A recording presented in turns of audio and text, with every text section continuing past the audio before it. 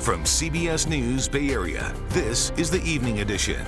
Streaming now on CBS News Bay Area. A cafe reopening today after the owner said lawlessness in San Francisco forced her to shut down. San Francisco, where what used to be a utopia, has become a dystopia. From airlines and manufacturing to actors and healthcare workers, employees are fed up. On this Labor Day weekend, we have more on hot labor summer. And part of a Bay Area bridge shut down this weekend when traffic will be allowed to cross the Carquinez Strait. Thanks for joining us. I'm Brian Hackney. And I'm Andrea Nakano. We start tonight with a possible freeway shooting in Oakland. Yeah, Oakland Highway Patrol has confirmed they're investigating reports of a shooting. This was the scene around 4:30 this afternoon on westbound 580 at Seminary Avenue. Law enforcement gathered around a black Chevy with Florida plates. There are bullet holes in the side of the car, and they are working on closing all lanes of traffic on westbound 580. Drivers are asked to avoid that area. In other news, a beloved cafe in San Francisco's Lower Haight reopens today after the owner contemplated closing due to repeated burglaries. In fact, the cafe had to shut down for a week. Loyal customers celebrated the reopening, told our Da Lin. Cafe International is the unofficial town hall of Lower Haight.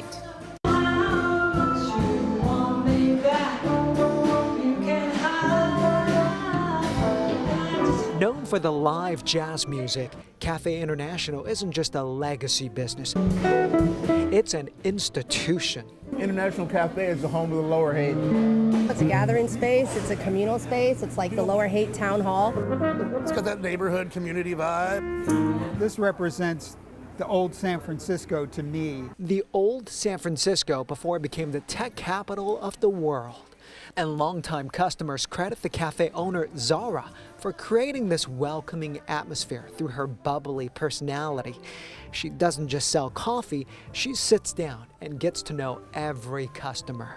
She reminds me of a little bit of my mom. Zara is like the mom to the neighborhood. I think you'll hear a lot of people say that. For Candy Michelle Smallwood and Thomas Busser, Cafe International is even more special. This is where I first met him. And next Sunday, we're going to get married here. And who's the officiant? Zara is officiating. Zara is going to officiate. Yep. Zara has officiated many customers' weddings. And given the amount of support she's earned in her 36 years of business, it was a big shock when burglars broke in twice recently. They took the ATM machine and they broke into the safe. She had a lot of money in that safe. Unfortunately, the first time. The second time, not as much. But who would have thought that, lightning would have struck twice? After the latest burglary, Zara shut down for a week and posted this note that read in part, "Lower Haight is sinking in a sea of lawlessness."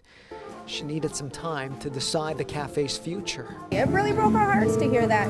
Because, not just, the break-ins, but just the damage to, Zara. Zara did not want to talk on camera, telling me her customers made this place special. They should get the spotlight.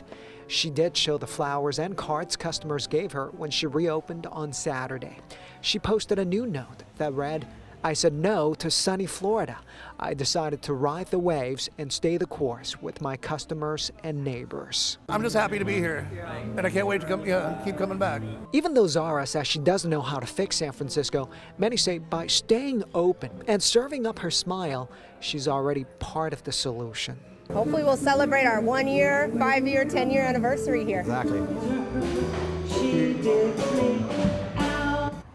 Also in San Francisco, the city's federal building seems to be trying its own method to stop rampant drug use, just steps outside. Chain link fences have gone up around the building at 7th and Mission. It all comes just 2 weeks after workers inside the building were told to work remotely and to avoid the building because of the conditions that surround it. I think it's stupid. It's not going to stop anything. It's not going to stop people from hanging out over here. They leave an open area for people to still get in. We reached out to the feds, but the feds apparently are taking the weekend off.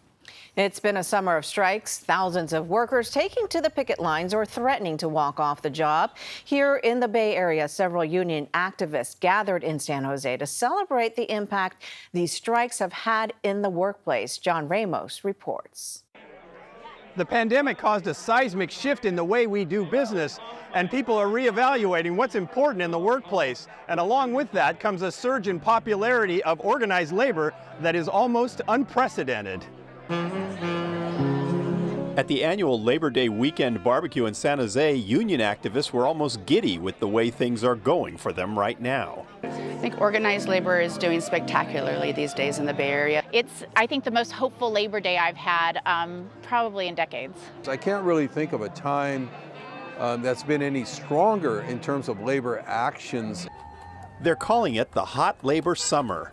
Numerous large-scale strikes occurring across the state, all of them resolved with victories for the unions. The pandemic educated the public about things that the labor movement already knew, which is that workers are the lifeblood of what keeps our economy running. The public took the term essential workers to heart. A Gallup poll shows that approval of organized labor is at its highest level in nearly 60 years. And unions are capitalizing on their newfound leverage, winning more elections in 2022 than any time in the last 17 years, with 3 times as many workers going on strike than the previous year. That all led to what we've seen this summer. This has really been a summer of solidarity, but also it's sending a signal around the country that we are about unionizing California. That's what we're doing.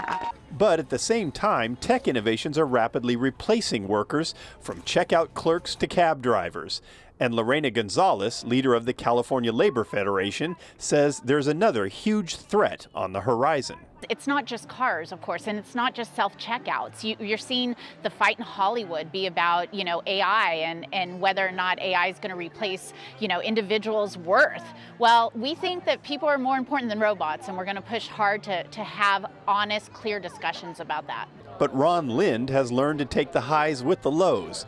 The retired activist began organizing grocery workers in the South Bay in the late 1970s. Oh, I've seen a lot. When I first started working in the labor movement as an organizer was right when Ronald Reagan was elected and fired the air traffic controllers. So that was kind of a low point for the labor movement, right? And it's very cyclical. The history of labor is very cyclical, but what's exciting is right now it's a prime time for labor. We talk about hot labor summer and organizing and young workers and coming together. So it's exciting. I almost wish I was still working, but not quite.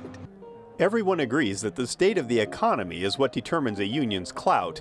With businesses and government agencies struggling with a shortage of workers, those who remain have a lot more bargaining power, and it seems they're not afraid to use it.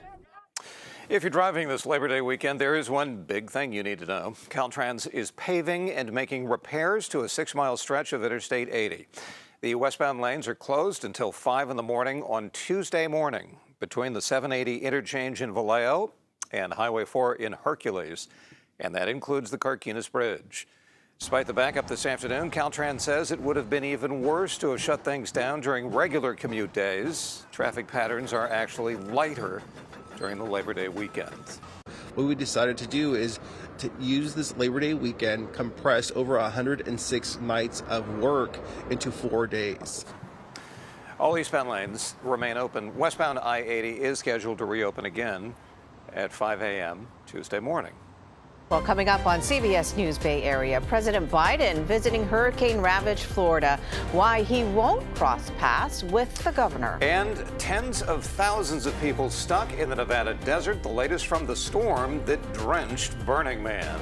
Same weather pattern that is making it so gray and cool around here. I hope you like cloudy and mid-70s for your holiday weekend. That's what we did today. It's what we're doing tomorrow.